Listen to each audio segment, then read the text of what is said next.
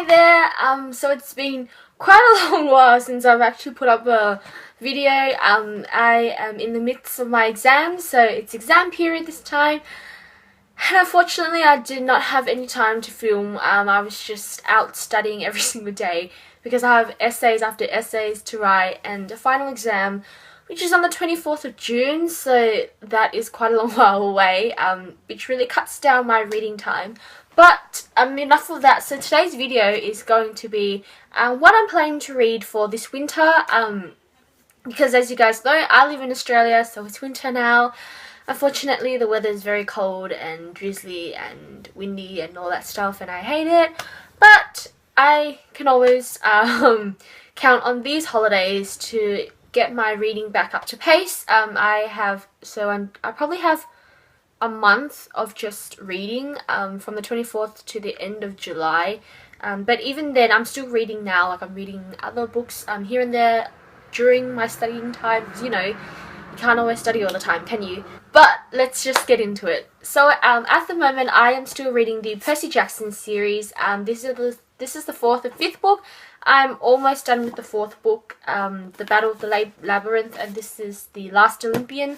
And this series is by Rick Riordan, and I was reading this for the readathon because this month is Rick Riordan, pretty sure, month. And I only managed to finish 3 of the books instead of the entire 5, but it's actually really good so far, and because it's a middle grade novel, it's so easy to read that I just fly through it, and I don't have to sort of like it's just this really fast-paced sort of book, and I don't have to put so much effort into reading it because I'm concentrating on my studying at the same time, which is really great timing for me actually, and I am absolutely loving it at the moment. I can see why people say that the movie isn't as great as the books. As much as I love the movies because I watched it first, the book is always going to be better. So yep, I am planning to finish these 2 off quite soon actually. And then the moment you guys have all been waiting for, it is City of the Heavenly Fire by Cassandra Clare, which is the final installment of the Mortal Instruments series. And I bought this the day it came out, but I just didn't start reading it for some reason. I don't know.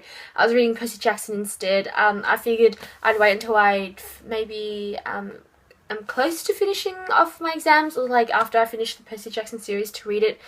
I have not read any reviews, have not watched any videos or people discussing it yet, because I just want to go in there with my own knowledge of what has happened instead of having someone tell me it was really good, it was really bad.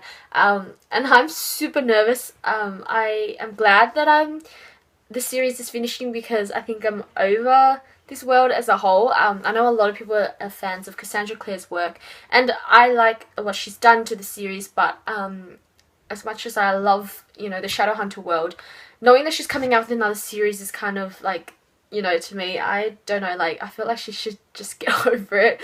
That's my opinion, but I'm super excited to finish this off. Like, I just hope it's going to be as good as I think it is. And then I'm going to be moving on to these 3 books, and they are just books that I've always been meaning to read, but just haven't got around to it yet.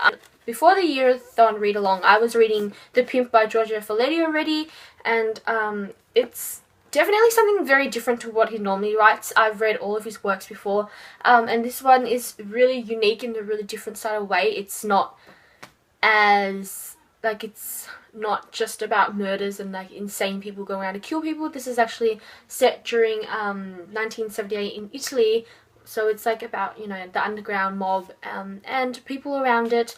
And the main character, Bravo, is sort of a man that hooks up other men with girls, and they get together and do their things. And then he meets this girl, and suddenly things become complicated. Giorgio Faletti does write adult mystery and crimes, you know, and there is a lot of gruesome details in there, so that's a warning for you guys. I love his works, I love his writing, so I was so excited to read this, and I hope I can finish it soon. And then we have Dorothy Must Die by Danielle Page, and I have talked about this book so many times in so many videos that I don't even know, like, I don't even think I need to explain it anymore. I know a lot of people on BookTube love it. It's a retelling of Dorothy, I was gonna call her Dorothy the dinosaur. My bad. It's a retelling of The Wizard of Oz. And this came out in March this year, so it's been 3 months since I've got it, and I haven't read it yet, but I am going to get this done. And then we have Patrick Ness's More Than This, and this is also one of the most raved books on BookTube. I got this last year, never got around to reading it. It's about a boy who dies, and he ends up waking up in his old neighborhood, and there's nobody around, and you know, it's this mystery of how he died and how he got to this place and what is this place. And I've heard Dylan from Dylan Books, Katrina from Little Book Owl, and Reagan from Perused Project absolutely love this, so very excited to read this as well. I'm hoping to read these probably in June, maybe by the end of June. I don't know if that's pretty ambitious, I'm guessing. I'm just relying on the fact that they're very fast paced and really easy to read. Maybe I could finish them in the first, maybe I could finish them in 2 days, but we shall see. And then in July, the first readathon that I am going to be taking part in is the Yearathon Read Along as well. And this month's topic is classics, which is really good for me because I can, my target this year is to read at least 2 to 3 classics, because I have neglected this genre ever since I graduated from high school. But I have planned quite a few actually, which is probably not good, but we shall see how far I get. So these are the classics that I really want to read. I don't think I'm going to be able to finish them during the entire, the entire readathon, but I do have a week before the readathon, and I might just start reading these gradually. But we have here The Great Gatsby, which I am halfway through, by F. Scott Fitzgerald, and other booktubers absolutely love this book. And I just completely blanked out on her name. I'm so sorry. Oh, and I haven't seen the movie yet, so I really want to finish it off so I can watch the movie with DiCaprio in it. Oh my god, Leo. So yeah, and then we have The Phantom of the Opera by Gaston Leroux. I have no idea. This is my favourite musical ever. I loved it. I really want to go see it on stage, but I figured I'd read it as well. And I have started this a while back, but I probably have to go through it again from the start. Next up is 1984 by George R. Orwell, and this is one of the first dystopian novels to have ever been written, I'm pretty sure. And I'm reading this for the classics, but also because I'm doing the BBC 100 Books You Should Read Before You Die challenge, I guess, well, my own challenge, and this is on the list, so I want to tick this off by the end of this year as well. And then if I have time, I also have Little Woman by Louisa May Alcott, and I got this not long ago, and I think the cover is beautiful. It's so good to look at. I don't know. It's also on the BBC 100 Books to Read Before You Die list, and I think it's just a story about 4 sisters, and when their father goes to the army or something like that. But I've heard my English teacher in high school absolutely love this. And then we have Pride and Prejudice by Jane Austen, and I'm pretty sure everybody knows about this. I've seen the BBC and the movie versions. I studied this in high school and never got around to finish reading it. We shall see how I go. So I'm planning on this reading, but I don't know if I'm going to be able to get it done or not. The readathon after the Yearathon read-along is the Booktubeathon, that's right, the Booktubeathon read-along, which is happening for this month. I'll leave the dates down below because I don't remember any of the dates at the moment. But for the Booktubeathon, I'm planning to read really short books that I want to get out of the way, and that I know I can finish in like a day or two. And they are right behind me, so we have here 10 Tiny Breaths by K.A. Tucker, which is a new adult novel, and it's about this girl who she gets into a car accident and everybody is killed besides her, and she has to, survive with her 15-year-old sister, and one day she moves into this house next to this guy and things start to happen, basically. Every other new adult sort of mixture thing, but it's got good ratings on Goodreads, and to be honest, I didn't even know it was a new adult until I bought it. But this is short, so I'm probably going to be able to finish this in a day. And then we have Under the Never Sky by Veronica Rossi, which is the first book in a trilogy, which I know a lot of people have read, and I know a lot of people have loved. The trilogy ended quite a while back, actually, and Lainey from Ginger Reads Lainey describes this as crack cocaine, I'm pretty sure, which is her way of describing that she's absolutely in love with this, so I figured I'd probably be in love with this as well.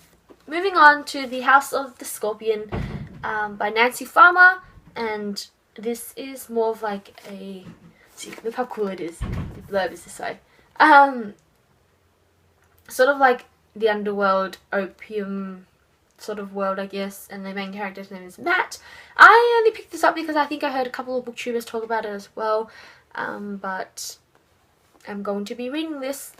And then we have here Crown of Midnight by Sarah J Maas, which is the second book in the Throne of Glass series, and I read the first book for the readathon last month, I'm pretty sure. I have a review for it and I'll leave a link to it down below. I never got around to reading the second one, but I think it's time.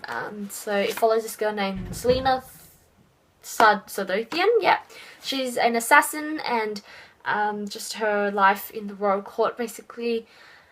I'm a bit apprehensive going to this book because I'm not sure I liked the ending of the last book, but she's still one badass character, so I have high hopes for what is going to happen in this book. Blah, blah, blah, blah, blah. Can't talk today. And then we have Why We Broke Up by Daniel Handler, and as much as this looks thick, it is actually just so it's got text, but then it's also got like photos, and I can show you guys like imagery and stuff like that, and the writing's pretty like big, so I'm pretty sure I can finish this in a day. I've heard good things about this as well. I'm not sure what it's entirely about. I think it's like a romance or something like that novel, but it's cute and I like it. I like it a lot. And then if I manage to finish all of those, although I think I have 5 books lined up. I think I put 7 books lined up. I have another 2 to make it sort of 7 books lined up, just, you know, to see if I could actually finish 1 book a day. But here I have Cinder, which is the first book in the Lunar Chronicles by Marissa Meyer, and it's a retelling of Cinderella as a cyborg, and this trilogy has just finished. Actually, I could be wrong. I think the 3rd book just came out, and there might be more. But yet again, another well-loved book on BookTube. And then In the Shadow of Blackbirds by Kat Winters, and this is more of a psychological thriller. And this girl wakes up one day next to a dead body and she freaks out. She doesn't know what's going on, and I think I've seen Jessie from Jessie the Reader read this, and Rain from Peru's Project haul this. But it's got absolutely good ratings on Goodreads, so I picked it up in the bookstore because I was super excited to read this. So those are the 7 books that I am hoping to get through in the Booktubeathon. During July as well, I'm hoping I can finish off. I think after the Booktubeathon I have like 2 weeks until I start uni again, but I really want to be able to power through books 2 and 3 of the Song of Ice and Fire series by George R.R. Martin, and this is the 2nd book. I read the 1st book last year, a while back. I've made progress. I'm like 250 pages in, so not too bad. And I know with these ones you have to give yourself time to sit down and read it, which is what I'm planning to do, because if I actually do give myself that time, I'll be able to read it pretty fast, I'm guessing. Because it's really easy to read, and it's so suitable for winter because it's set during a time where the winter's coming, basically. So that's the 2nd book, and then these 2 are part 1 and 2 of the 3rd book. So A Storm of Swords, the first part is Steel and Snow, and the second part is Blood and Gold. And you know what? If I don't set myself time to read this, I will never be able to finish it, and I really want to finish it because I've heard so many good things about the TV series, and I don't want to spoil myself in the books, so I'm just going to read it first. So that's my ambition for the entire winter break. Camera just died on me, but as I was saying, those are my plans for the winter break. If you guys are reading anything for your summer or winter break, or if you have holidays or whatever, leave a comment down below telling me what you are excited to read about most. Other than that, hopefully I shall see you guys very soon. Exam period is making me going crazy, but yeah, that is it. Hope you guys have a great day,